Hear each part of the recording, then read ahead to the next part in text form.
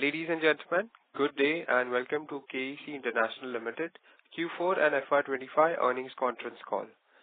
As a reminder, all participant lines will be in the listen-only mode, and there will be an opportunity for you to ask questions after the presentation concludes. Should you need assistance during the conference call, please signal an operator by pressing star, then 0 on your touchtone phone. Please note that this conference is being recorded. I now hand the conference over to Mr. Vimal Kejriwal, Managing Director and CEO, KEC International Limited. Thank you, and over to you, sir. Thanks, Steve. Good morning to all, and welcome to the Q4 earnings call of KEC. Let me begin with an overview of our overall performance and then go into the specifics of each business segment and our key strategic initiatives. FY'25 has been a landmark year for KEC. This year marks a significant milestone as we celebrate 8 decades of excellence.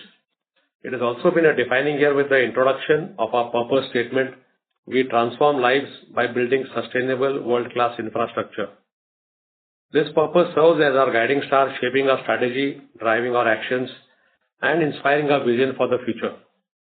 Today, KEC stands proud as a $2.6 billion global EPC powerhouse operating across 8 diverse SBUs, spanning 110 countries and managing over 275 active projects. The backbone of our success continues to be our people, more than 7,500 KECians from over 40 nationalities. Coming to our financial performance, we have achieved record-breaking revenues, highest ever profitability, historic order intake, and substantial reduction in debt levels. Additionally, we successfully executed various strategic initiatives and developed niche capabilities across our businesses, positioning us for sustained growth and value creation. In Q4, we delivered the highest ever quarterly revenues of rupees 6,872 crores, a solid growth of 28% sequentially and 11% YoY. Our T&D business, both India and international, renewables and cable businesses have delivered commendable performances during the quarter. Our profitability continues to demonstrate healthy momentum with margins steadily improving quarter after quarter. We delivered an exceptional growth of 39% YoY in EBITDA, with EBITDA margins for the quarter improving by 150 basis points vis-a-vis Q4 FY'24 to 7.8%. The bottom line has also seen remarkable growth with PBT and PAT both growing by 77%. Our PBT margin witnessed a significant increase of 190 basis points compared to Q4 FY'24, reaching 5%, while the PAT margin expanded by 140 basis points, standing at 3.9%. On the order intake front, we maintained a strong momentum, securing new orders of over rupees 5,700 crores during Q4, largely anchored by our T&D business. Through concerted efforts, we have made significant improvements in our debt levels in our balance sheet. Our net debt, including acceptances, has decreased by over rupees 500 crores to around 4,558 crores as of March 31, 2025, despite a revenue increase of around 2,000 crores, that is 10% YoY. If we compare it against the last quarter of December 24, the borrowings have been reduced by 1,000 crores. The reduction in our debt levels has also resulted in substantial improvement in our leverage ratios. Net debt to EBITDA has come down to 3 times, and net debt to equity has improved to over 0.9 times from 1.2 times last year. We have also made progress on the working capital front. Our net working capital has improved by 12 days, now standing at 122 days as on March 31, 2025, down from the peak level of 134 days in December. We anticipate this positive trend to continue, driven by higher collections, commercial closure of ongoing projects, and a gradual shift in the order book composition, particularly with an increasing share of T&D projects, which inherently have a better working capital profile. This healthy reduction in debt is also translating into lower finance costs. Our interest for the quarter has declined to 2.5% of revenue, marking a reduction of 70 basis points compared to Q3 FY'25. Now coming to the annual performance, we achieved a healthy revenue growth of 10%, delivering the highest ever revenue of rupees 21,847 crores for the full year. This growth was primarily driven by our T&D businesses, both in India and international, as well as strong performances in the renewable and cables business. In terms of EBITDA, we have delivered a substantial growth of 26% YoY. EBITDA margin have expanded by 90 basis points to 7% vis-a-vis 6.1 last year. PBT has improved by 71%, whereas PBT margins went up by 120 basis points to 3.3 from 2.1. PAT has increased to 571 crores against 347 crores of FY'24, implying a growth of 65%. It is noteworthy that the increase in PBT and PAT is much higher than EBITDA, owing to reduction in both interest and depreciation and a reasonable ETR. While our revenues and profitability could have been higher, they were tempered by a conscious slowdown in the execution of water projects due to delayed client payments, as well as persistent labor shortages and some continuing supply chain bottlenecks in the T&D business. On the order intake front, we bagged robust order intake of rupees 24,689, a stellar growth of 36% Y-on-Y. This is largely in line with our guidance for the year. Notably, a substantial quantum of over 70% of this order intake has been secured by a T&D business across India and international markets. We are actively working on various aspects to enhance the quality of our order book. Given the better margins and healthier cash flows in T&D, we strategically raised hurdle rates and tightened cash flow criteria for some orders in non-T&D businesses, which led to a calibrated order intake in those segments. Additionally, to strengthen operational control, we have deliberately shifted focus towards securing fewer but larger EPC orders, increasing the average order size from rupees 200 crores last year to rupees 325 crores this year. This strategic move towards high-quality orders enables sharper focus on cost efficiency and execution excellence. We closed the year with a well-diversified and strong order book of rupees 33,398 crores. We are happy that the order intake trend continues in FY'26 with new orders of over rupees 2,000 crores announced till date across T&D, civil and cable businesses. The civil business has marked its entry into the promising semiconductor segment with a significant order from a new client and further strengthened its order book in the metals and mining segment with a repeat order for an upstream project in a steel plant. The T&D business continues to strengthen its order book with significant wins, especially in the domestic market. Additionally, we have a large L1 position of over rupees 4,500 crores primarily in the T&D business. With this, the current order book plus L1 position stands at over rupees 40,000 crores, which gives us visibility for the next 6 to 8 quarters. Considering the substantial improvement in performance, sizable order book and ongoing confidence in strategy, the Board of Directors have decided to recommend a dividend of 275%, that is rupees 5.50 per equity share on the face value of rupees 2 each. Now, let me talk about specific businesses. Our T&D business has delivered an outstanding performance, achieving a milestone revenue of 12,833 crores for the year, a remarkable growth of 23%. The growth has been delivered on the back of robust execution across both domestic and international markets. Our strong execution is evident from an order book to revenue ratio of 1.5 times, which is one of the best in the industry. The business has significantly expanded its order book with significant order inflows of close to rupees 18,000 crores across India, Middle East, Americas, SAARC, Africa, East Asia Pacific, CIS and Australia. In India T&D, the business witnessed good traction as it secured orders of over rupees 7,200 crores, a robust growth of more than 20% vis-a-vis last year. We have considerably strengthened our order book with a series of strategic wins, including multiple transmission lines and substation projects from Power Grid Corporation of India and private developers. During the year, we also achieved 2 important milestones, securing a first ever STATCOM order, representing a strategic advancement in the substation value chain and strengthening our position in the HVDC space. Currently, we are executing an HVDC converter station project spread across 3 locations and 3 HVDC transmission line projects. Additionally, we are bidding for more HVDC projects both in India and the overseas market. In a proud moment, we successfully commissioned 2 digital substation projects of 765 kV and 400 by 220 kV GIS at Navsari, Gujarat, the first of their kind in India and largest in the world. On the international T&D front, we continue to strengthen and broaden our global presence, recording order wins exceeding rupees 8,300 crores, which is more than double the intake compared to last year. A major highlight was the string of high-value orders secured in the Middle East across Saudi Arabia, UAE and Oman.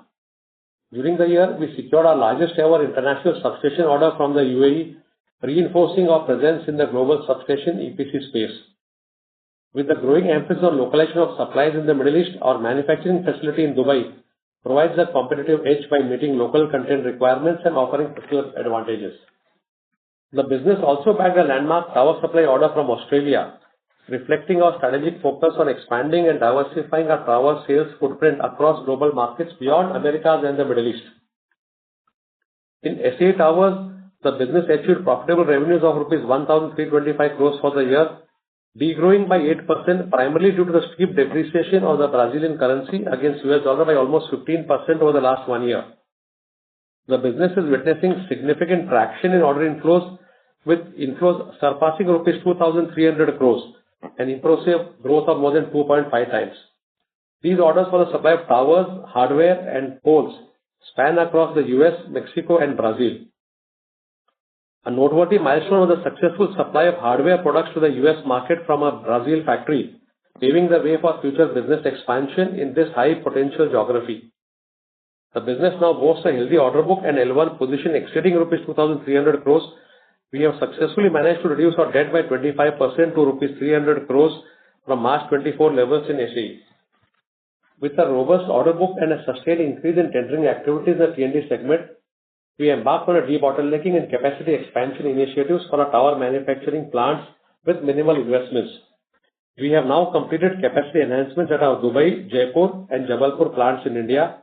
With these strategic upgrades, our total tower manufacturing capacity is increased by 46,000 metric tons per annum, rising from 422,000 to 468,000 metric tons.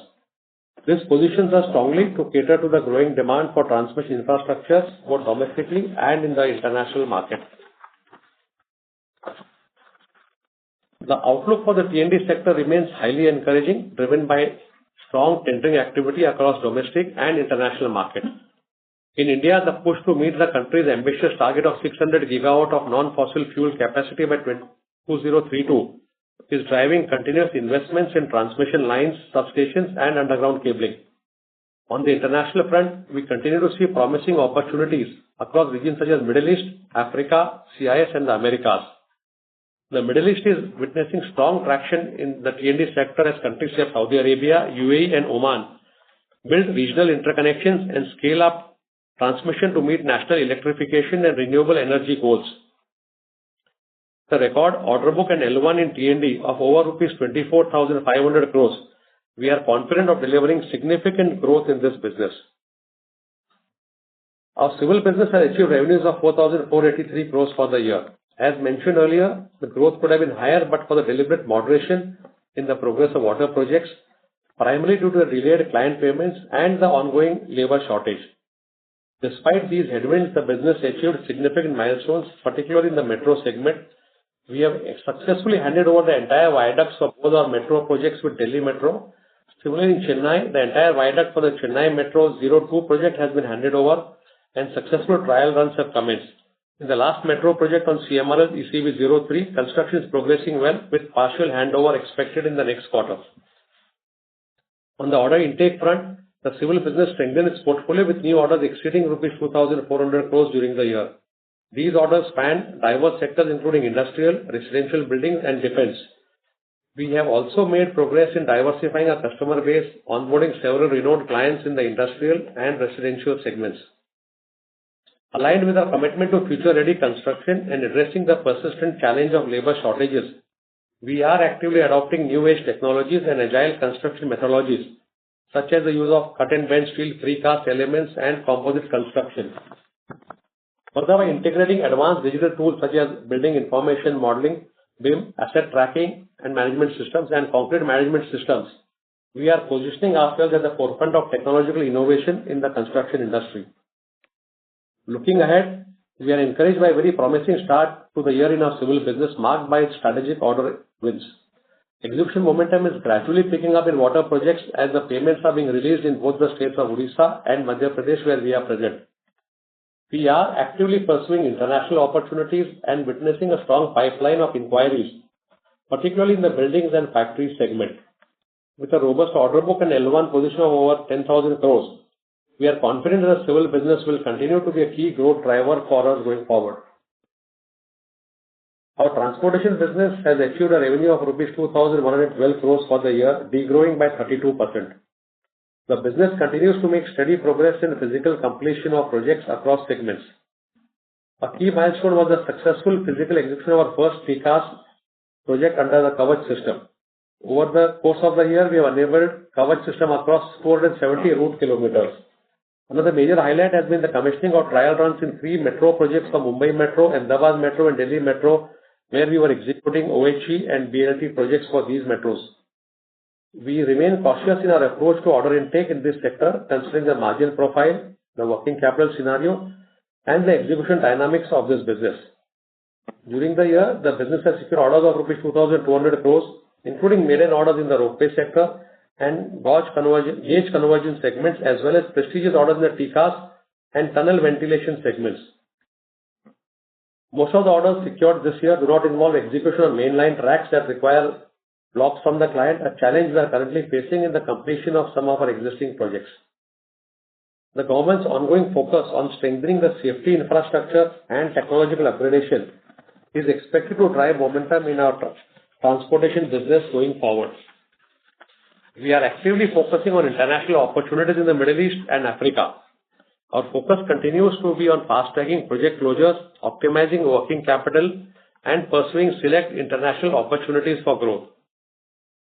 Our cables business has delivered a record performance with the highest ever revenues, order intake, and profitability during the year. The business achieved revenues of over rupees 1,800 crores, a strong growth of 10% with substantial improvement in profitability. As previously communicated, in line with our vision to unlock value and create a sharper business focus, we successfully transferred the cables business to our wholly owned subsidiary KEC Asian Cables Limited effective January 1, 2025. Commitment to product diversification and capacity expansion remains strong. During the year, we successfully commissioned the aluminum conductor plant at our Vadodara facility. Building on this momentum, we have now initiated doubling of our conductor manufacturing capacity. Additionally, the capital investment to produce E-beam and elastomeric cables is progressing well, and we expect commercial production to commence in Q4 this year. The business remains actively focused on exports and continues to expand its international footprint by entering new markets. A notable milestone was the successful dispatch of UL-certified products, marking its entry in the US market. We are confident that with this strategic realignment, coupled with our focus on product diversification, we will drive significant growth, strengthening both revenue and profitability for the cables business in the years to come. Our renewable business has delivered an exceptional performance with a stellar growth of 92%, achieving a record revenues of rupees 853 crores. The execution of existing projects is progressing smoothly, with several notable milestones accomplished during the year. The 500 megawatt solar project in Karnataka has been partly commissioned and power generation has commenced. Additionally, work is progressing well on the 500 megawatt solar project in Rajasthan, with the first phase slated for completion within this quarter. With the government's growing emphasis on hybrid projects that ensure round-the-clock power supply, we have begun bidding for projects in the wind and battery energy storage system BESS alongside our continued focus on solar. This positions us strongly to participate in the next wave of clean and reliable energy infrastructure. We are confident that renewable EPC business will be a key pillar of our growth. In oil and gas pipelines, the business has reported revenues of 363 crores. Growth has been subdued primarily due to a slowdown in tendering activities. However, the business has widened its footprint by securing its first order in the composite space, including design, space, supply, and build. The business is progressing well on the execution of its first international project in Africa. Looking ahead, the business is pursuing promising projects in the international markets. We remain committed to enhancing execution excellence across all our businesses by embracing automation, mechanization, and digitalization across our project life cycle. These initiatives enable us to accelerate timelines, drive efficiencies, and deliver projects ahead of schedule. At the same time, we are building a world-class engineering organization with a sharp focus on strengthening our design capabilities to ensure first-time right solutions. We are actively institutionalizing design-to-value frameworks to optimize project costs and reduce design cycle time by harnessing robotic process automation, artificial intelligence, and advanced analytics. In ESG and sustainability, we continue to make significant strides across the organization. Some of our key initiatives and developments during the year include installation of solar rooftops on our Vadodara plant, complementing existing installation at Nagpur, Jaipur, Dubai, and Brazil plants. Additionally, we have long-term agreements with external service providers to procure energy from renewable sources at our Vadodara and Mysore cables manufacturing plants. With this, 34% of our total power requirements across plants will now be met through solar energy as compared to 25% last year. Our people-centric agenda focuses on fostering happiness aligned with our group tagline Hello Happiness, which is a core aspect of RPG Group's philosophy. This year, we saw a measurable rise in employee satisfaction with happiness quotient reaching 84%, up 1 percentage point from the previous year and 3 points over the last 2 years. Our progress in ESG and sustainability has been well appreciated, which is reflected in the improvement of our ESG ratings by MSCI, CRISIL, and SES. In conclusion, I would like to emphasize that the outlook remains healthy across most of our businesses, with a formidable and diversified order book plus L1 of over rupees 40,000 crores, combined with a substantial tender pipeline exceeding rupees 1,80,000 crores. We are well positioned to deliver sustained growth. Thank you so much. Open to take your questions now. Thank you very much, sir. We will now begin the question and answer session. Anyone who wishes to ask a question may press star and 1 on their touchtone telephone. If you wish to remove yourself from the question queue, you may press star and 2. Participants are requested to use handset while asking a question. Ladies and gentlemen, we will wait for a moment while the question queue assembles.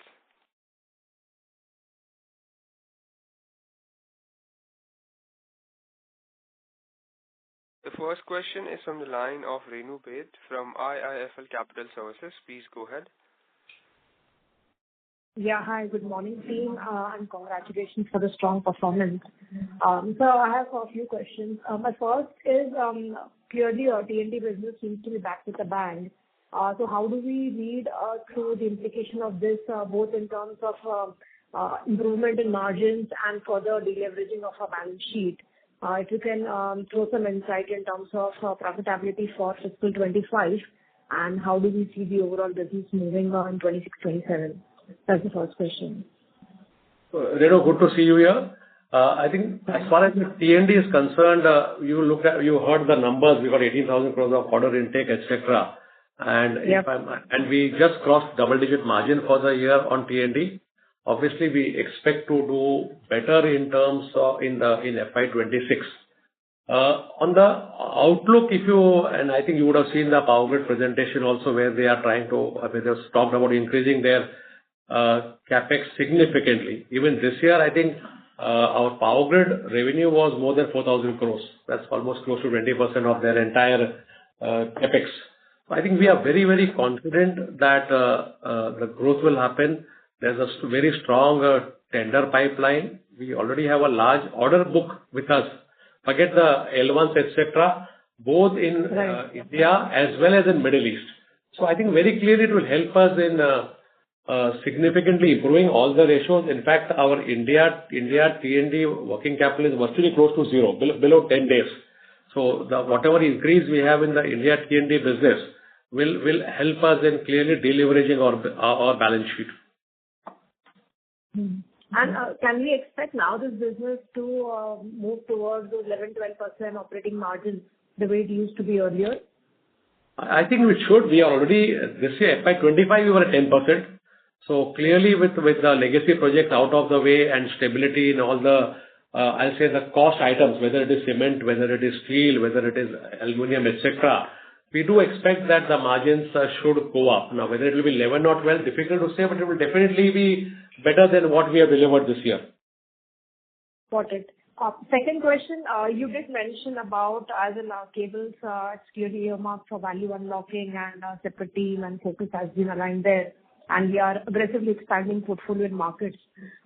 So what is the roadmap? If you look, take a 2 to 3 year view, how are you looking at the growth matrices in this business? And when you say value unlocking, can we expect the business to go through a vertical demerger or a separate listing kind of a phenomena to create value, or it would continue to be housed under KEC for a longer period of time?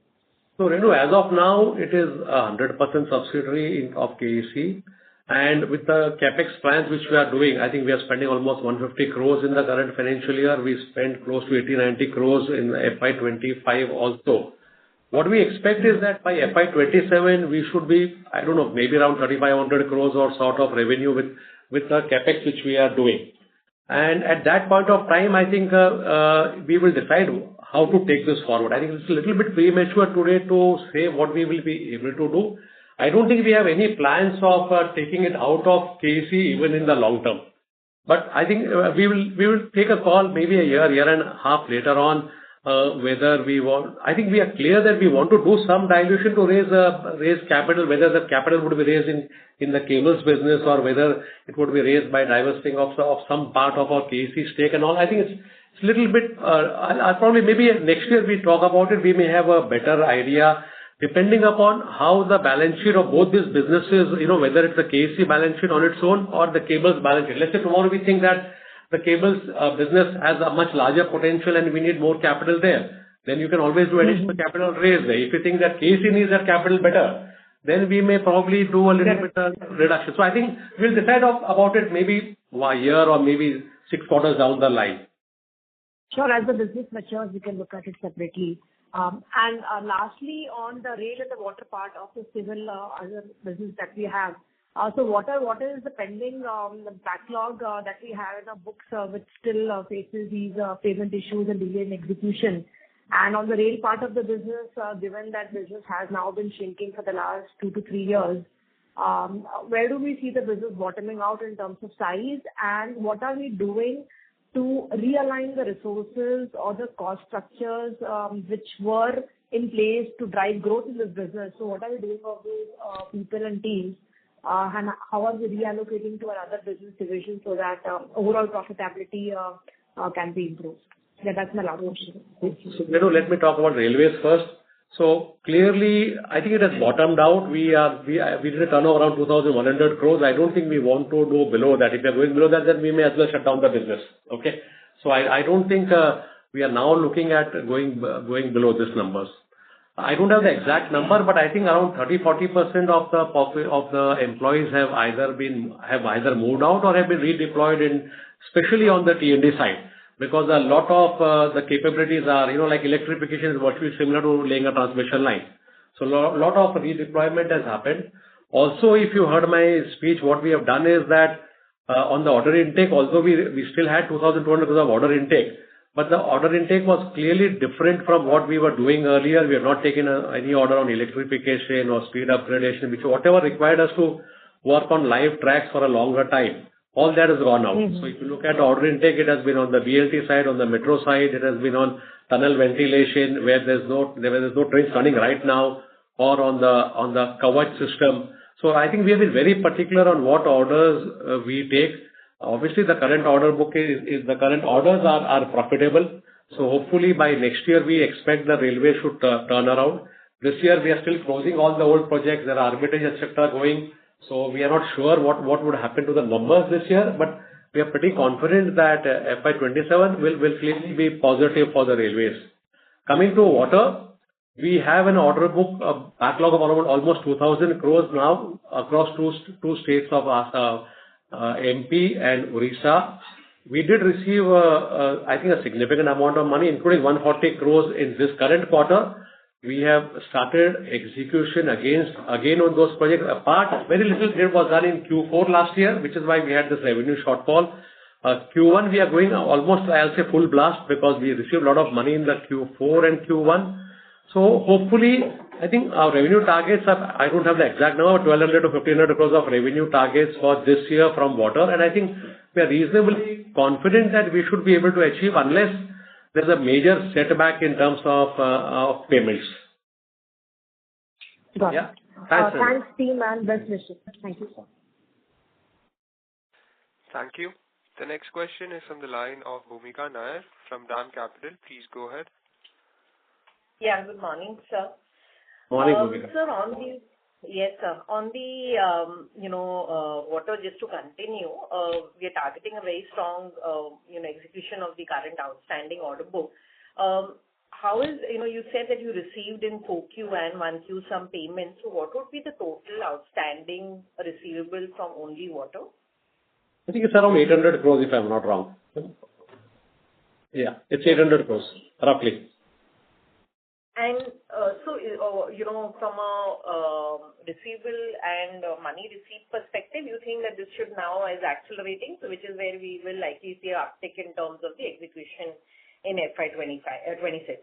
So I think we are conscious of that. So our execution would depend upon what sort of money we receive. So in a way, let's put it this way, there's a cap on what we will execute. So whatever money I get this month, that's the execution we will do next month. So I don't see the AR coming down, because what will happen is that we'll have fresh revenues coming in. So ultimately, you have to do the projects. Also, these are projects which are, in a way, nationally critical. We are giving water to the households, etc. So there will be continuous pressure on the government, notwithstanding that they are not paying. So we still would continue. If monies don't come in Q1, we will see a de-acceleration in Q2. Understood. Fair point. So the other thing is on civil, if you look at it, X of quarter also, if one looks at it, the order backlog has been fairly stable. How are you seeing the new orders? You did speak about industrial, residential, etc., seeing some improvement. But how are you seeing the trajectory in terms of order inflow per se in this particular segment? So we have not seen a very significant change than what we had in Q3. So I see the residential segment still continues to be very, very bullish. We just announced a large order last year at the close of the year. We announced one. So we are having a lot more orders and inquiries from very reputed. And I think what is also changing, Bhumika, is the orders are becoming larger. Okay. So that's one plus point. Industrial still continues to be more on the metals and mining. We announced one metals and mining order. But the good part was this year we also got a very large semiconductor complex. The advantage of that is, one is obviously it's a very prestigious order, and seeing what also is happening in that sector. Secondly, that is a very fast track order to be done in 12 months. So, it would result in a quick churning of revenue. The civil order book versus revenue ratios are not as good as T&D. So what we are also looking at is, when you saw the order intake, we had actually calibrated a lot. We are looking at orders which can be executed quickly, which are cash flow positive. And I think we are pretty happy with what we have done. Sure. So in terms of the working capital, if I look at it, there has been a reduction between the third quarter and the fourth year end, which has also resulted in debt reduction as such in the quarter. Now, as we go ahead, what is the outlook that we have in terms of the working capital? Because it still remains elevated versus the last year. So what are our areas of where we're looking at, reduction with an execution still picking up? So Bhumika, I'll let Rajiv answer it. Rajiv, you want to take it? Yeah. So Bhumika, basically what is happening that still, as Vimal mentioned, that there is a large outstanding in the water business. So we expect this to be normalized as we progress during the year. And by the end of the year, probably there will be very little, work will be left on the water side, and we hope to realize all this money. Plus, as Vimal mentioned in the opening remarks, the T&D business has been doing well, and particularly on the domestic side, where our net working capital in the domestic business has come down significantly. Virtually, we are operating at very low end of net working capital. So with these, T&D businesses doing very well on the working capital front, with a very low intensity in terms of the additional working capital requirement, and the civil business improving this year. Hopefully, the railway business will also contribute in terms of the additional cash flows, in terms of realization of a lot of claims. So with all this, I expect the working capital intensity will go down further. Somewhere, we are quite hopeful that by end of this year, we should be closer to about 100 days of NWC. And that is where, we expect the overall interest cost should be about 2.5% of the total revenue, despite a revenue growth of, almost 15% this year, to take it to 25,000 crore. Understood, sir. I have more questions. I'll come back. Wishing you all the best, sir. Thank you.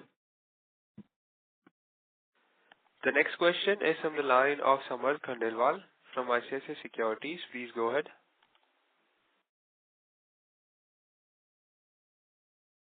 Thank you for this opportunity. Sir, I wanted to understand how are HVDC T&D orders different from regular T&D orders? And also, considering HVDC are longer CKM and of a larger ticket size, why are we still getting HVDC orders in the range of similar as we were getting other T&D orders this? So Samar, HVDC orders on the line side are not very different from the normal AC lines also. Okay? It's only, as you rightly said, longer in length, and also the values are typically higher, and also they are always considered to be more difficult and more technologically advanced for whatever reason it is, but it is there. Okay? So HVDC orders are always considered to be very prestigious in terms of transmission lines. So we are already doing 3 lines. We are negotiating a few others and bidding for more. I think what is more critical is on the converter station side, which is a high technology item, both in terms of supplies and also in terms of the entire civil and erection and all that is a very, very different ballgame. In fact, if I am right, I think we are the first EPC contractor to actually do an HVDC construction. Otherwise, it has always had been done by the OEMs who supply the HVDC equipments. I think that's where it is always considered to be prestigious, always also much larger in value. Okay. Thank you. That is all from me, sir. Thank you, sir. Thank you. Thank you. The next question is from the line of Manish Otswal from Nirmal Bang Securities. Please go ahead. Hello. Yeah, Manish. Am I audible, sir? Yeah, you are. Go ahead. Yes, sir. Thank you for the opportunity and very good set of numbers for the year. Sir, given the increased geopolitical risk in our business, so how you are managing the risk? Can you talk about some qualitative aspect, whether the risk factors increase, rejection rates of project selection has increased? So can you talk about that thing in our business? So Manish, we have a very active risk management committee right up to the board level, where there's a lot of issues get discussed. We have the former foreign secretary on our board, so a lot of views get expressed on the relative risk and risk profile whenever we talk about international projects, especially new countries, etc. We also have a very robust risk matrix, which is to be done for every project whenever we are getting into with a new country and a new client. Many times we also insist on that to be done when existing clients where we don't have too much of exposure. So the risk matrix covers a lot of activities, lot of issues, including political, including the payment risk, including what is the stability, what has been the record, etc., etc. So we are pretty active on that. Notwithstanding that, you never know what happens. So you will always run into some risk when you're operating internationally. But I think we are pretty okay when we look at what we have done. We also take insurance covers to obviate or reduce the risk to some extent. We are in regular touch with, I'll say, reputed international agencies who advise us on risks, especially when we get into a new country. We consult the Big Four wherever they are present. When we talk about new countries, especially on the payment risk, on the tax issues, and etc. So I think we are reasonably confident of what we are doing in terms of looking at geopolitical risk at the time of taking a new bid in a new country. Yeah. The second thing, sir, I was listening to your speech, the initial management commentary. So we all understand that the growth aspect is never be a concern for the company like KEC because of domain expertise. But your T&D portfolio, where here some of the businesses are not doing well. So have you thought about shutting down that business, taking some hard decision on those businesses, so that focus your core expertise where you can generate the cash flow as well as the high profitability? So can you talk about some strategic landscape on your non-TAD portfolio, which things you want to curtail or which you want to focus more in terms of cash flow generating profitability perspective? Thank you. So Manish, let me add a few. I don't know how long you've been covering this company. So 3 years back, India T&D was making losses. Okay, and Railways was making profits. So what happens is that the decision of going into 6 or 8 or whatever number we have on SBUs right now, especially for the 4 large SBUs, has been on the account of de-risking our portfolio, also trying to avoid the cyclicity in the markets. Many times when we talk to consultants and advisors and specialists, they always say that, this business is counter-cyclical to that, to the other business, etc. So that is the way it is. You can't set up and shut down businesses very quickly. For us, civil to reach 4,400 crores. Okay, sir. Thank you. Has taken us 7 years. So it's not easy for us to, take a call. It's not like a product line that I shut down a product line and start it again next day. You can't build capability or PQs, etc. in a business. But what we have done, and if you listen to the speech carefully, we have clearly brought down our order intake in some of the businesses where we think the profitability is not as good. We have clearly, our T&D order intake was 70% of our orders. Okay.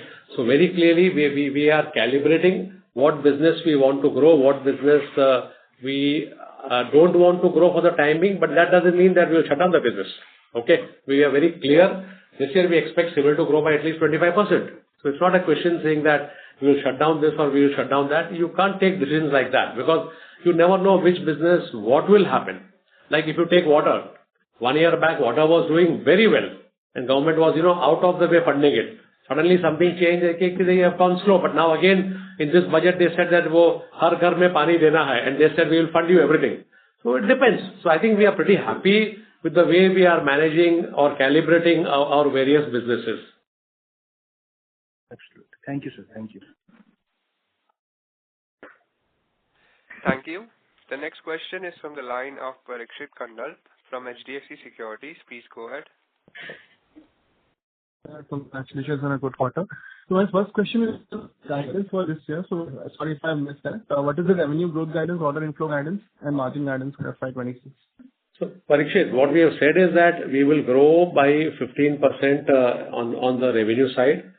On the margin, we have been talking about 8 to 8.5% from the current 7%. And we have said that order intake should be around 30,000 crores. Okay. So last year, the order inflows was roughly 10,500 from international T&D and 7,200 from domestic. Seems like 20% growth in domestic leader was there. So what kind of, out of 30,000 crores, how much you're expecting from the T&D and what kind of growth you're looking from domestic and international? So, Parikshit, what we've generally been looking is around 70% of the order intake should come from T&D. Okay. I don't have the exact breakup, but I think it should be more or less equal depending upon what happens. But 20 or 21,000 is what we are looking for order growth, order intake from T&D this year. So what is, how does this 8,000 pipeline? So what is the... Parikshit, you are cracking up completely. We can't understand what you're saying. No, the line is pretty bad.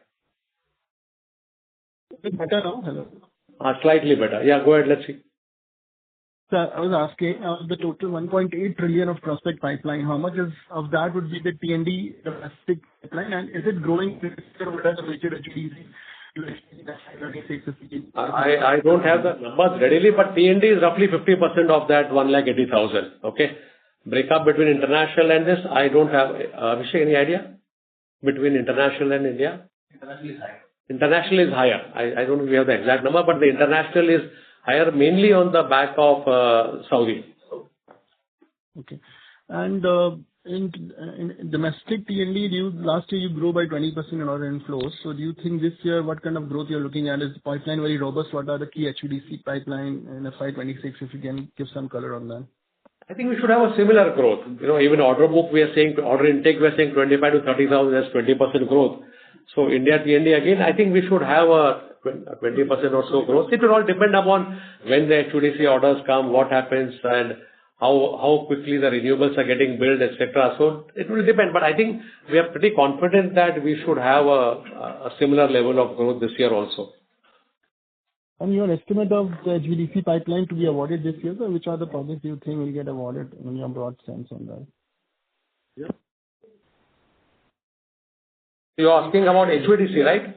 Yeah. So, which HVDC projects do you think awarded this year? So in advanced stages of bidding on? Right now, there are 2 projects which are under consideration. I think one is in the Gujarat okay, where for some reason the tendering has been getting postponed a little bit. The tenders are out, but it's not yet quoted. So that will definitely get awarded this year. And we have already seen a couple of tenders coming out of the Leh-Ladakh line. Okay, I don't know whether they will be quoted right now or they will get postponed, but I think 2 or 3 tenders on the Himachal Pradesh side or somewhere else, I don't remember exactly where, but some tenders have been issued by PGCIL under the RTM route. Okay, whether they will get quoted right now or they will get postponed, but the tenders are out. So I think these are the 2 lines which will happen here, and there are few very large lines of HVDC which will be tendered out by in Saudi also. So those are the projects which we are seeing. Sure, sir. Thank you. Those were my questions. Thanks. Thank you. The next question is from the line of Vaibhav Shah from JM Financial. Please go ahead. So on the EBITDA margin, you guided for 8 to 8.5% for FY'26. I think in the previous call, we were confident of 9% margins for FY'26. So what has led to this reduction in terms of the margin guidance? I think right now with what is happening in water and labor, etc., shortage, etc., we are a bit conservative. Okay. I don't know whether we'll be able to achieve 9 or not, but I think maybe after a quarter or so, we'll be able to be more clear about the numbers. Okay. Which is why I'll say that is why we have toned it down slightly. But FY'27 should be surely 9% plus. I presume so. Yeah, because we have a large order book, a large order intake also planned, and we are saying the quality of orders are increasing. So next year has to be 9%. Yes. No doubt about it. Okay. So secondly, we saw that working capital has come down significantly in the fourth quarter, but interest cost has been flattish on a QOQ basis. So was the debt reduction happened at the end of the quarter? I think what has happened is that the interest cost. See, first of all, the interest rates have not yet come down. I think we are expecting the rates to come down, even both international as well as India. And I think the other piece, what Rajiv is saying, is that a large part of the collections, if you look at a reduction of 1,000 crores in debt from December to March, most of the collection came towards the end of March. So you will start seeing the reduction happening in Q1 rather than Q4, which, from the numbers, it looks like it should have happened in Q4. But since most of the collection was, skewed towards the last week of March, the impact of that will happen now. Okay. And so in terms of segmental margins, so what would have been the losses in the railways business for FY'25? And secondly, on the SAE side, what is the outstanding debt and the interest cost? Yeah. No, I don't think we give out those numbers on segmental. If you want some more details, maybe be in touch with Abhishek to get some more data on that. Okay? Okay. And on SAE for debt and interest cost, the interest rate? SAE debt has come down to 300 crores from 400 roughly. Interest cost, Rajiv, would be what? Average would be about 10%. Average would be around 11%. Okay. Thank you. So those are my questions. Thanks, Vaibhav. Thank you. The next question is from the line of Gaurav Uttrani from Axis Capital. Please go ahead. Thank you for the opportunity and congratulations on good set of results. So just wanted to check on margin, like we are targeting 8 to 8.5% in FY'26, and we aspire to reach double digit over the next 1 or 2 years.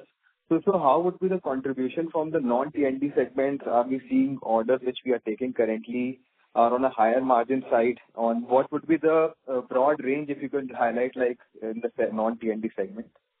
So Gaurav, we just now said maybe next year should be 9% and all. I didn't say right now 10, maybe it was earlier we were talking about it. We have toned it down slightly. I think what is going to happen, Gaurav, is that our railway numbers, as I said, has bottomed out. So we should start seeing better numbers out from railways. And civil also, what is happening is that as I said, we finished 3 of our 4 metro projects. 4th one should be getting over now. So a large part of capital was locked in there. So the cost of capital will start coming down. The numbers will start improving. Plus, as we said that we have increased the size of our order intake more specifically in civil and at I'll say reasonably better profitability. So we expect that, civil should go back to maybe at least 7 to 8% margin in the coming years. And T&D, obviously, with 65-70% ratios coming in from T&D, which is more than double digit, which is around double digit, sorry, we should be able to go to a higher margin in the coming years. Okay, sir. So similarly on the T&D, we mentioned that we are getting strong order on the international and domestic side. So could you just highlight like what would the margin differential between international and domestic orders, what you take? Difficult to say that. We have been, I think the margin depends upon individual orders. So I've always been saying that if you go to a country like Saudi, we have orders at 8% and we have orders at 20% also. So depending upon each order, what is the competitive intensity, what is your advantage you have and all that. But typically, I don't think it makes too much of difference to us whether if everything else is similar, the margins will be similar on an order, whether it is India or whether it is international. Earlier, international orders had a better capital cost because the loans used to be cheaper. However, of late, we are finding the difference would be probably less than 100 basis points. So I think I'll say virtually immune to whether it is international or India when we decide the margin. Okay, sir. So secondly on the... I think you have to come back in the queue. There are too many people waiting. Okay. Yeah, I couldn't mind. Okay. Thank you. Thank you. The next question is from the line of Amit Anwani from PL Capital. Please go ahead. Thank you, sir, and congratulations for good set of numbers. My first question is, you have been highlighting about the labor shortage from past few quarters, and we have been growing almost, we are targeting 15% growth, and even the order intake growth is going to be significant. So wanted to understand, are we expecting, because of the shortage, is the labor cost going up, and how are we dealing with the labor cost shortage since we are still growing at 15% plus for maybe next couple of years? Yeah. So Amit, labor cost is definitely going to go up. It is going up, and the new cost is always factored in the tenders which we are quoting. There will be some marginal impact on the earlier orders, okay, but I don't think it's going to significantly impact our margins. There has been some impact. That's why you can see that we are reducing our margin levels slightly. What is happening is that the shortage is spread across various businesses in different manners and geographies. Like internationally, we don't have too much of shortage anywhere. So I think our international orders have been going on, execution has been going on well. India, where there is more civil specific, where you need more, let's say, fitters and carpenters and all that, that's the problem, or electricians is where you have been having more issues. Civil is generally okay, I'll say.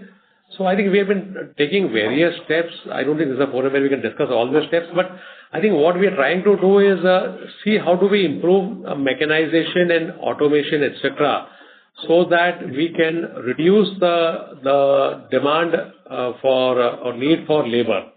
So as I mentioned, let's say you take cut and bend steel. So if you buy cut and bend steel, it reduces the need for fitters. Same thing, you are using automatic plastering machines for plastering, so it reduces the need for masons. I think a lot of steps are being taken. In India, we are doing crane erection in T&D, tower erection by cranes, which was never done in India before.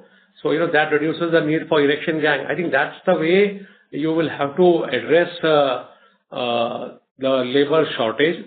Also, a lot of work is happening with government, with power grid, etc., on how do we skill labor and how do we get more people. I think that's another piece on which a lot of work is happening.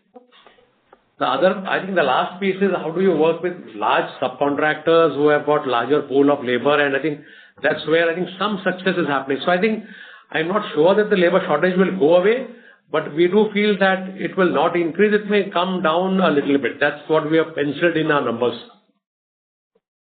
Sure, sir. Lastly, on the cables and conductors capex, which you talked about 90 crore and 150 crore we are targeting this year. Just wanted to understand what is our capacity with respect to tonnage, and you talked about doubling of it.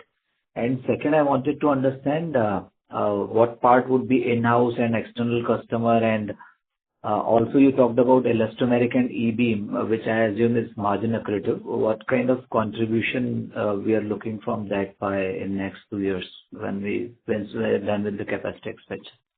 So, Amit, today our cable margins are around, I think, 5.7 or 5.8 for the year.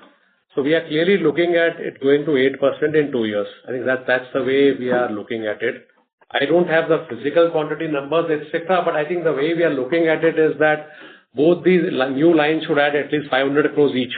So, roughly around 1,000 crores should go up by the new additions which we will do, and another 500 crores will go up by the line which we already commissioned. So hopefully, next year we should be around 2,400 crores of revenue in FY'26, and maybe another 1,000 crores or so if we don't do any other capex. So around 3,500 crores should be the cables revenue in FY'27. And I think you asked a question on margins, which is why we are clear that the E-beam and all that will definitely help. Even aluminum conductor has a slightly better margin and better working capital, which is why we are hopeful that, we will be reaching 8% in 2 years' time. Thank you, sir. Thank you so much. Thanks, Amit. Thank you.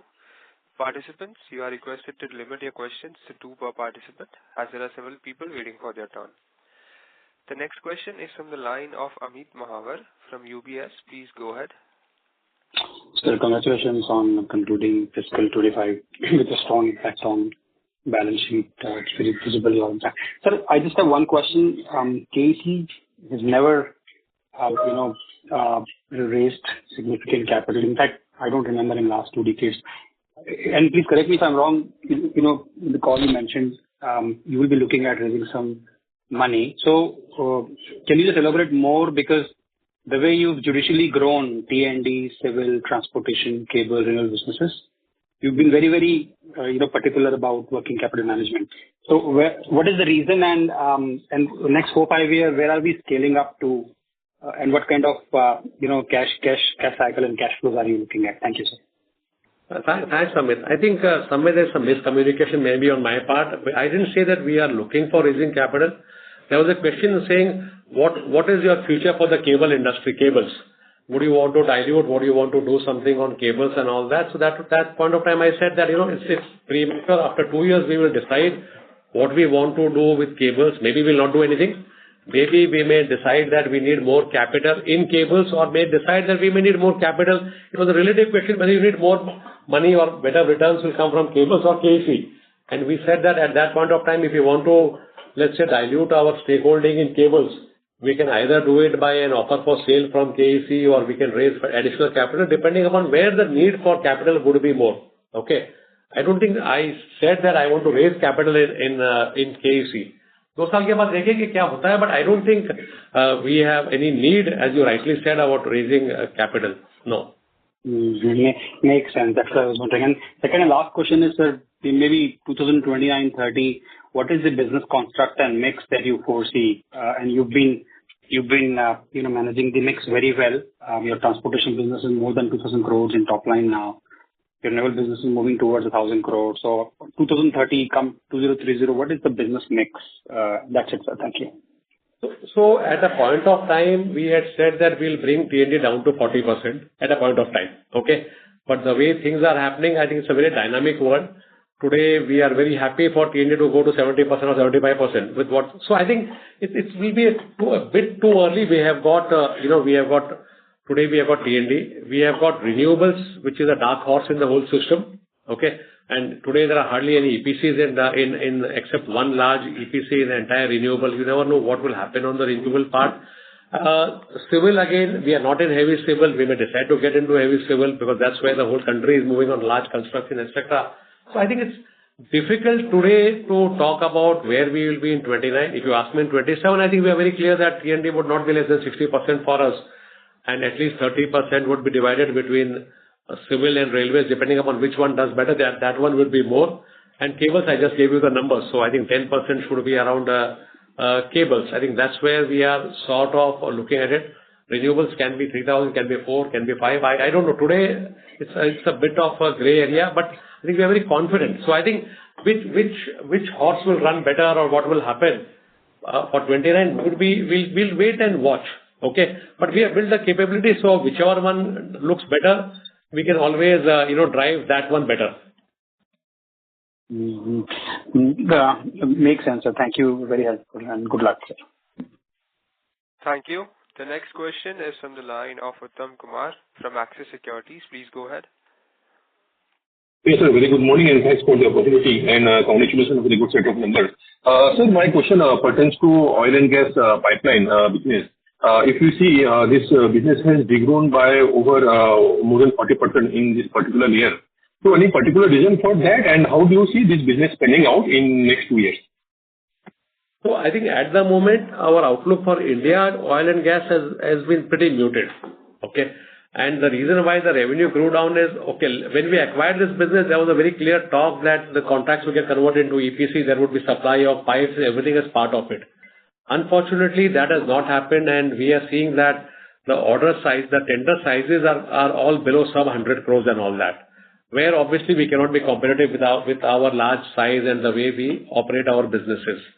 So right now, I don't think we are seeing too much of a positive growth coming out of oil and gas in India. However, as I said, we already are executing one order in Africa. We have started bidding for orders in the Middle East. So I think the growth of that business will definitely come only from the international orders, unless the oil PSUs in India and the gas companies change their model and start giving out much larger orders as they are giving out in refineries and other things. So we have been talking to them, but as of now, that is not visible. Okay.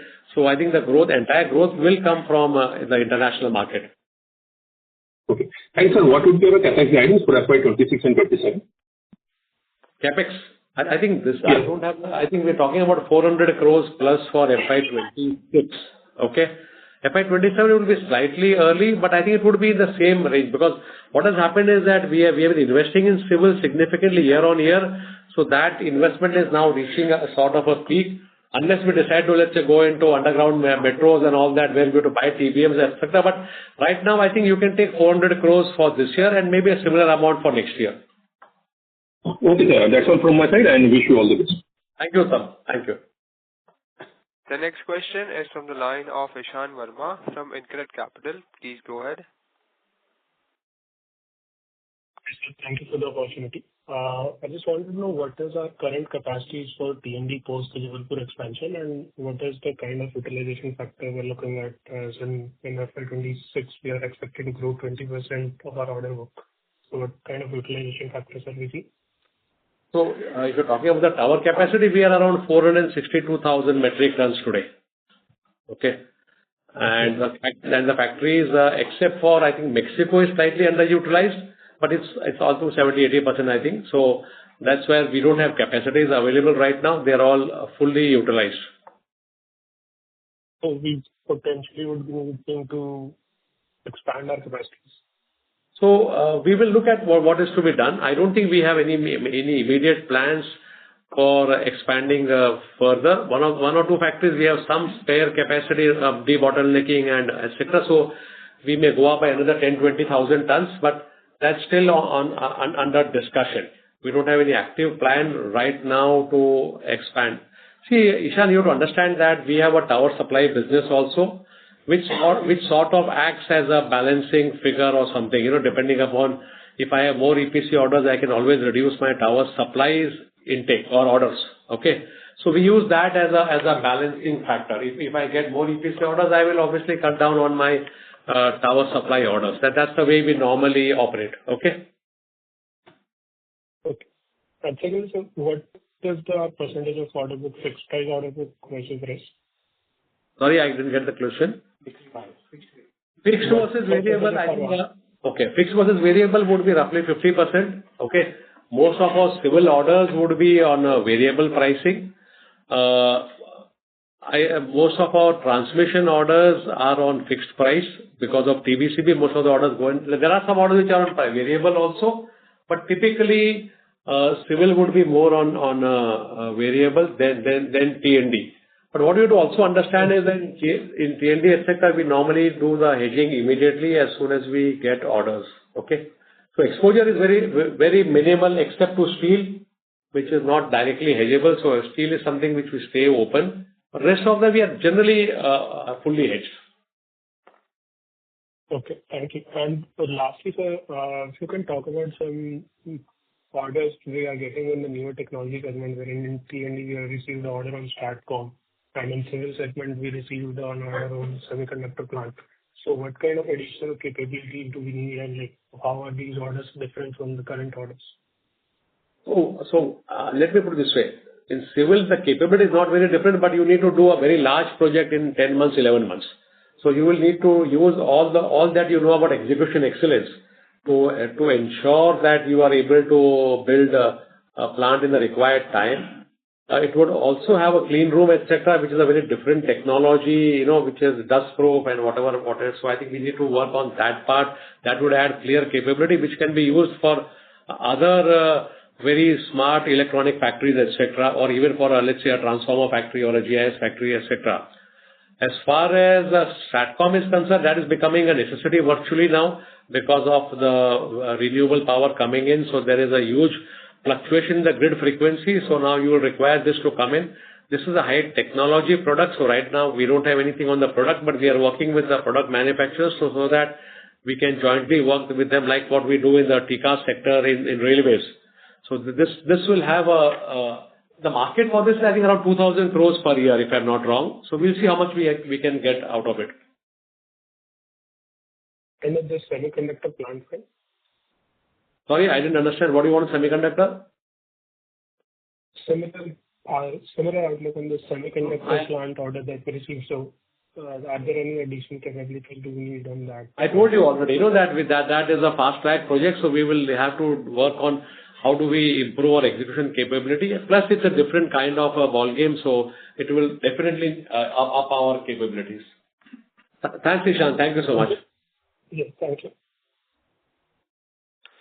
The next question is from the line of Harsh Devne from Ashmore Investment Management. Please go ahead.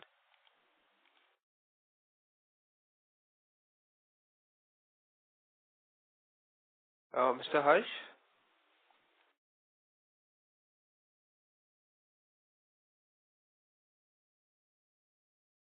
Yes, sir. The current participant line has been disconnected. We will move on to the next question. It's from the line of Saket Kapoor from Kapoor & Co. Please go ahead. Namaskar, Vimalji and team, and thank you for this opportunity. Sir, Namaskar, Saketji. Yes, sir.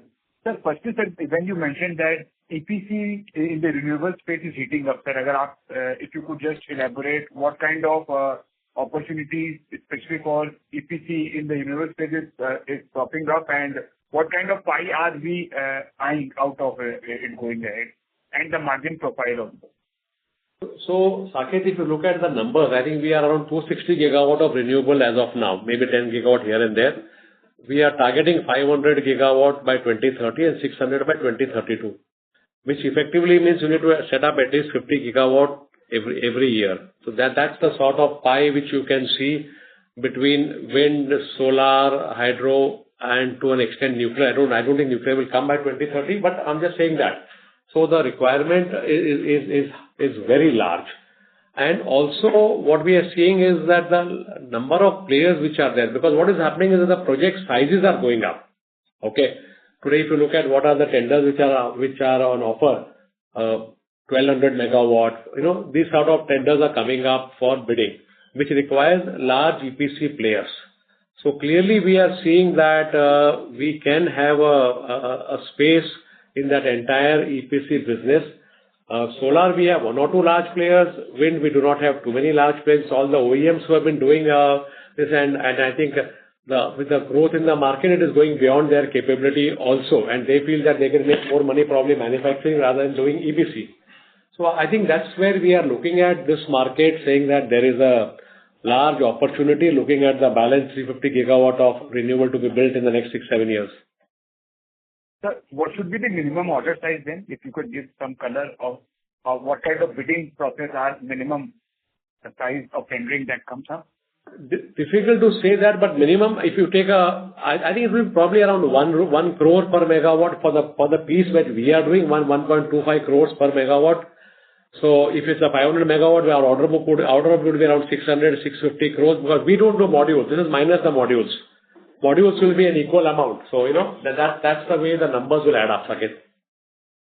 And the second question was about the amount being released for the water project. So are they all aligned to this Jal Jeevan scheme only? And is there any constitutional change in terms of state participation and central withdrawing from the scheme, sir? Any color on this? Because you categorically mentioned two states of Madhya Pradesh and Odisha where the release of funds have been. So if you could just dwell whether it is the Jal Jeevan and the scheme of things changing with more thrust now on the state to spend on the same? No. So Saketji, there is no change as far as we know. It depends individually upon each state when they have signed this, what is. So typically it varies between 40 to 50% is my understanding of the state share. Some states is 40, some states is 50%. The rest comes from the central government. And all our orders are under the Jal Jeevan mission. So we are not aware of any changes which has happened in the constitutional part of it. Maybe on the funding, there may have been some changes between the states and all that, what they want to do. And we are only present in these two states. That's why we talked about these two states only. Okay. But things have improved. That is what. Yes, definitely. From the end of Q3, they have improved it definitely. Thank you, sir. I'll join the queue, and all the best for very strong set of operational and financial numbers, sir. Thank you. Thank you, Saketji. Thank you. The next question is from the line of Harsh Devne from Ashmore Investment Management. Please go ahead. Yeah, hi, sir. Good morning. I just had one question regarding the payment status of the Afghanistan dues. How much is still pending, and when do we expect to receive it? So, Harsh, we have not received anything this quarter. Okay, I think our net receivable is 250 or it's roughly around 250 crores of net receivable. Okay. A lot of discussions have been going on. I think we are seeing some development happening. I think we're keeping our fingers crossed. A major part is from ADB. I think there all whatever they wanted has been completed. Unfortunately, what happens is ADB has got a lot of projects in Afghanistan. So they want to take a in principle stand on all the projects. Unlike World Bank and USAID where they had very few projects, so they could take very quick positions and release a lot of money. ADB, because of its wider exposure, has been going a bit slow, but I think we are quite hopeful that we should be getting some money, I think, by next quarter, if not little bit in this quarter also. We still have 1 month. We're keeping our fingers crossed. All right. So mostly by 2Q of 26 is when it will be largely clear. By 2Q, we expect a large amount of this to come in. Okay? Okay. Yeah. Thank you, sir. That was all from my side. Thanks, Harsh. Thank you. Yeah. The next question is from the line of Mehul Mehta from Choice Equity Broking. Please go ahead. Good morning, team. Thanks for the opportunity and congrats on good set of numbers. My question is with relation to product portfolio of cables. Can you share a breakup of revenue in terms of EHV, cables, telecom, railway cables? I don't think I have the exact breakup, but I think EHV would be roughly around 500 crores. That would be a broad number I have. Maybe if you want more detail, Abhishek can give you. And I think on the railway side, we would be probably around 150 crores. Railway has been going down as a business, so we have been trying to see how do we utilize that facility if we are able to find some solution. Although with some remodeling, we have started manufacturing LT there. But, the entire electrification projects have come down. So I think it was around 140 or 150 crores of railway revenues. Okay, thanks. And in terms of CapEx, which you earlier shared about 150 crores and 80-90 crores, I missed that number. So what you were talking about, FY'24 and FY'25 or? FY'25 was around 80-90 crores. I don't have the exact number. It will be around 80-90 crores. Okay, on the conductor line and some other things which we did on PVC, etc. And on next year, FY'26, we're talking about 150 crores, which would be a mix of a second conductor line and an E-beam and elastomer facility. So FY'26 will be 150. Okay. And in terms of revenue guidance, it is about 3,500 crore by FY'27. Is that correct? Yes. Yes, you are absolutely right. Okay. Thank you so much and all the best. Thank you, Mehul, for your interest. Thank you. Thank you. As there are no further questions from the participants, I now hand the conference over to Mr. Vimal Kejriwal for closing comments. Thank you, Stephen. Thank you, everyone, for your continued interest. Thank you so much. Thank you. On behalf of KEC International Limited, that concludes this conference. Thank you for joining us, and you may now disconnect your lines. Thank you.